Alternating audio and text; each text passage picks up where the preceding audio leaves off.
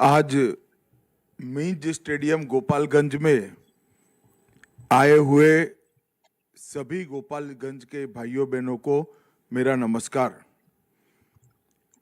आज मेरे साथ मंच पर उपस्थित माननीय सांसद आलोक कुमार जी, राज्यसभा के सांसद श्री मनन मिश्रा जी, विधान पार्षद जनक राम जी, विधान पार्षद राजीव कुमार जी, श्री सच्चिदानंद राय जी, और आज जिनको जिताने के लिए मैं यहाँ आया हूँ, गोपालगंज के भाजपा प्रत्याशी श्री सुभाष सिंह जी, मिथिलेश तिवारी, वैकुंठपुर के प्रत्याशी, भोरे से श्री सुनील कुमार जी, जदयू के प्रत्याशी, हथुआ से श्री राम सेवक सिंह जी, जदयू के प्रत्याशी, बरौली से जदयू के प्रत्याशी मंजीत सिंह जी, और आज सभा में उपस्थित गोपालगंज के सभी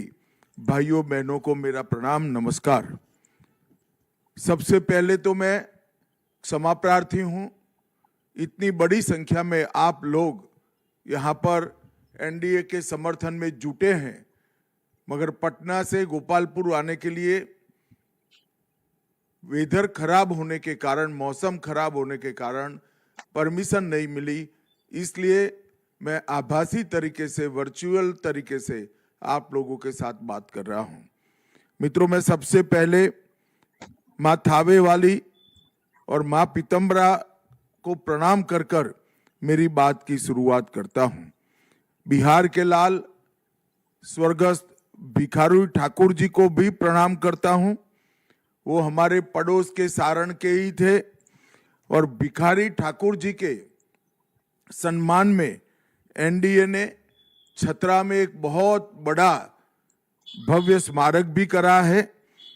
लोक कलाकार भिखारी ठाकुर आश्रम की स्थापना भी हमने की है, और भिखारी ठाकुर जी के नाम पर एक फ्लाईओवर भी बनाया है।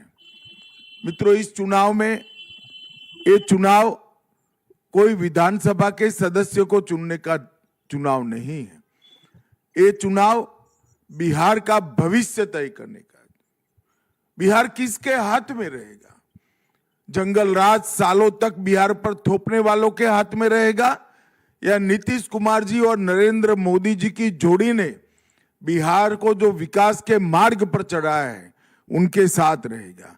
ये बिहार सुशासन बनाम जंगल राज का चुनाव है। गोपालगंज वालों ने 2002 के बाद कभी भी यहां से आरजेडी को जिताया नहीं है। मुझे पूरा विश्वास है कि इस बार भी अपना ये रिकॉर्ड गोपालगंज के मतदाता संभाल कर रखेंगे, आगे बढ़ाएंगे। अभी हमने कल हमारा घोषणा पत्र जारी किया है। ढेर सारे बिहार के विकास की ब्लूप्रिंट हमने घोषणा पत्र में की है, मगर दो प्रमुख बातें, एक किसानों के लिए और एक माताओं के लिए मैं रिपीट करना चाहता हूं, दोहराना चाहता हूं। सबसे पहले, अभी अभी जो 1,41,00,000 जीविका दीदी को नरेंद्र मोदी जी और नीतीश कुमार जी ने इनके बैंक अकाउंट में 10,000 रुपया ट्रांसफर करा है, वो सभी जीविका दीदी को 2 लाख तक की अमाउंट उनके बैंक अकाउंट में हम अलग अलग तरीके से भेजेंगे। और दूसरा, मोदी जी 87 लाख किसानों को 6,000 रुपया प्रति साल देते हैं। अब आप एनडीए सरकार बनाने के बाद ये 6,000 में 3,000 रुपया एनडीए सरकार बिहार की भी जोड़ेगी, और 6,000 की जगह 9,000 रुपया मिलेगा। भाइयों बहनों, 87 लाख किसानों को प्रति साल 9,000 रुपया मिलना, और सभी जीविका दीदी को 10,000 मिल चुका है, 2 लाख और मिलेगा, 2,10,000 रुपया देना, ये बहुत बड़ी बात है। साधु यादव के सारे कारनामे गोपालगंज वालों से ज्यादा किसको मालूम है? जंगल राज के दौर में अनगिनत हत्याकांड हुए, जिसमें 12 नरसंहार, बथानी टोला नरसंहार, सोनारी नरसंहार, लक्ष्मणपुर बाथे कांड, शंकर बिघा कांड, मियापुर नरसंहार, अलग अलग 34 नरसंहार बिहार की भूमि को रक्त रंजित ये करे थे। उसकी जगह नरेंद्र मोदी और नीतीश कुमार जी ने बिहार में सुशासन का काम किया है।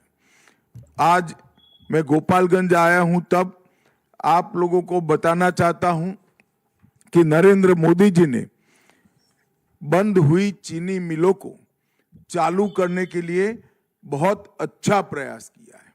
रीगा चीनी मिल को चालू कर दी गई है। 3 चीनी मिलों में, जिले में 3 शुगर मिले, इथेनॉल प्लांट, चावल और आटा मिले और डेयरी प्लांट को आयोजित करने का हमने काम किया है। और मैं आज बिहार की जनता को कहने आया हूं कि बिहार की जितनी भी बंद चीनी मिलें पड़ी हैं, वो सभी चीनी मिलों को अगले 5 साल में चालू कर कर हम किसान की समृद्धि के लिए काम करेंगे।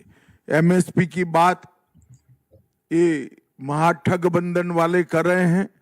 मैं बिहार के किसानों को बताना चाहता हूं कि 2014-15 में धान की एमएसपी 1310 रुपया थी।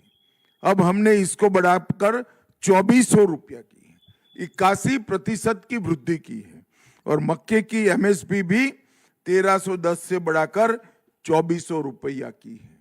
और गेहूं की एमएसपी 1400 से बढ़ाकर 2600 रुपया करने का काम भारतीय जनता पार्टी की सरकार ने किया है।